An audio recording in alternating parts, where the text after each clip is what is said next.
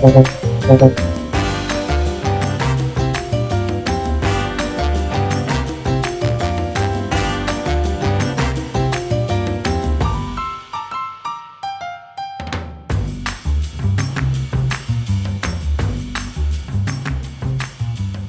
heu preguntat mai per què assisteixen dispositius electrònics sense fils com el mòbil, un ordinador portàtil o una tauleta, o fins i tot com funciona un vehicle elèctric o d'hidrogen?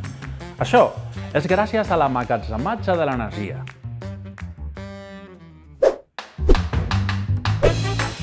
És un dels grans reptes que afronten per la descarbonització del sistema energètic i la integració de les energies renovables. La intermitència de les renovables fa necessari tenir sistemes que guardin l'energia per compensar possibles desequilibris entre la generació i la demanda d'energia. A l'IREC, l'Institut de Recerca d'Energia de Catalunya, investiguen noves tecnologies de bateries innovadores, l'obtenció d'hidrogen i també altres combustibles sintètics. Avui, els seus investigadors i investigadores ens explicaran la recerca que duen a terme en relació amb l'emmagatzematge de l'energia. Hola, em dic Elias Martínez i soc investigador de l'IREC del grup d'emmagatzematge d'energia, harvesting i catàlisi. El nostre repte és construir una societat més sostenible i descarbonitzada. I amb aquest propòsit, nosaltres investiguem materials i tecnologies que ens permetin emmagatzemar energia d'una forma electroquímica o química, com podrien ser les bateries o com podria ser la producció de combustibles sintètics. Per exemple, en el cas de les bateries de liti, estem investigant nous materials que substitueixin el cobalt.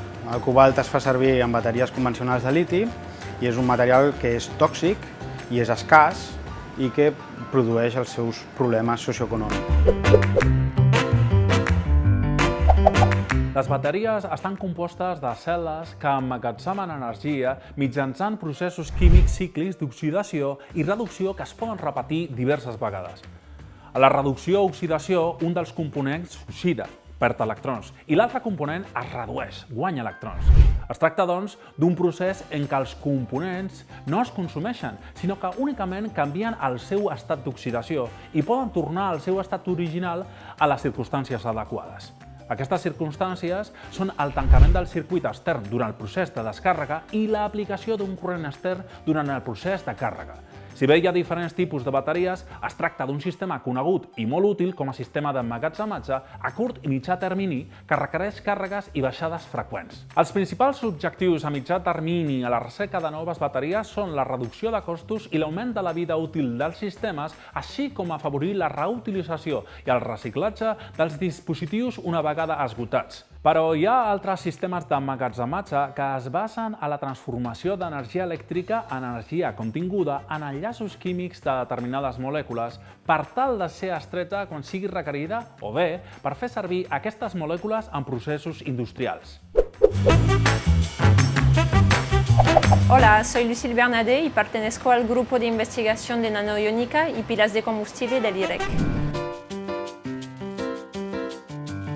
El hidrógeno es un vector energético muy relevante en un futuro inmediato para almacenar electricidad de forma sostenible y limpia. Por eso necesitamos desarrollar nuevos materiales y dispositivos con larga vida útil. Utilizamos nuestros conocimientos en fenómenos de transporte electrónicos y iónicos combinado con experiencia en fabricación avanzada para desarrollar nuevos conceptos. Un desarrollo reciente del grupo es la finalización de un prototipo de electrolizador reversible para producir hidrógeno verde en Barcelona. La denominació Power-to-X agrupa un rang de tecnologies que converteixen l'electricitat en diversos portadors energètics amb la possibilitat de combinar-los amb CO2 per sintetitzar gasos i líquids rics en energia. Es poden fer servir directament com a combustible o, per exemple, combinar-se amb nitrogen per generar amoníac. Mitjançant la utilització d'electricitat totalment renovable s'aconseguiran combustibles renovables. Un dels vectors amb gran potencial és l'hidrogen. La forma més habitual de generar-lo avui dia és a partir de l'electròlisi de l'aigua, un procés que separa els seus elements per mitjà de l'electricitat i la manera més sostenible d'obtenir-lo és des d'una font renovable. L'hidrogen proporciona un ampli ventall d'opcions per a implementar-se en diferents usos finals, des de l'emmagatzematge, la mobilitat fins a aplicacions industrials. En definitiva, la recerca aplicada en tecnologies d'emmagatzematge, on hem vist que té un ventall molt ampli, contribuirà de manera decisiva per aportar la flexibilitat que el sistema necessita per a la transició energètica fins a assolir la neutralitat climàtica.